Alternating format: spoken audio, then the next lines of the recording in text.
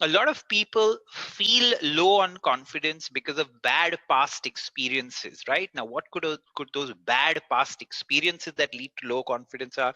It could be a difficult childhood, right? And difficult childhoods, really, there's a whole range of difficult childhoods that a person could have. But even something like having overtly critical parents, or having parents that constantly shouted and constantly battered you and constantly put you down, and maybe they did it, they had some kind of right intention that they had in mind for it, but very often that leads to people having low confidence, right, as they grow up. So much of what happens to us during our childhood has such a big impact on us as we go ahead, right?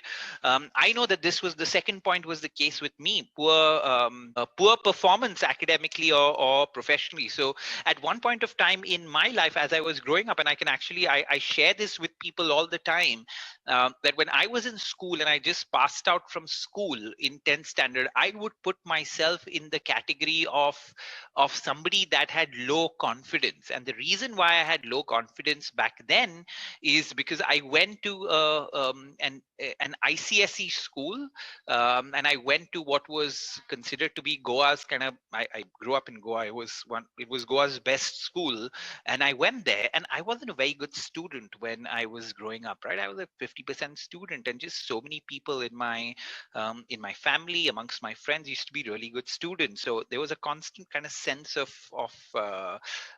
feeling that, oh, you know what, I'm not good enough, I'm not smart enough, right? That's what happened.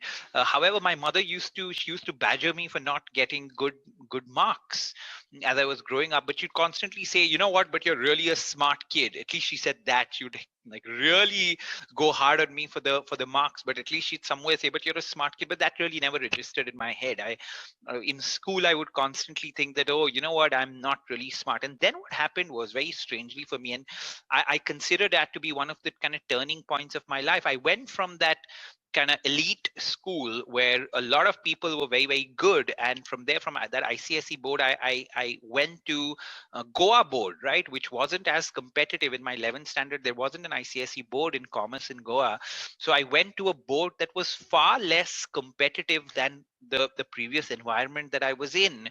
And all of a sudden I had kind of this sense that, oh, you know what, I look at my class, I'm quite good. I thought I was so bad all along, but that's not the case. I am actually decently good at these things.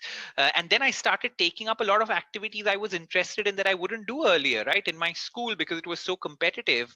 I tried public speaking once. I didn't do it very well. There were so many people that were better than me. In this environment, I said, okay, come on, I don't think too many people are as good as me. Let me try doing it. And I'm like, okay, I didn't do it that badly. And that was a big turning point in my life, where I actually started feeling more confident when I went from a highly competitive kind of environment to a slightly lesser competitive environment in my 11 12 standard. And from there again, that same kind of journey continued for me. So even my academics improved in my 11th 12th standard, my extracurricular improved, just so many things kind of improved.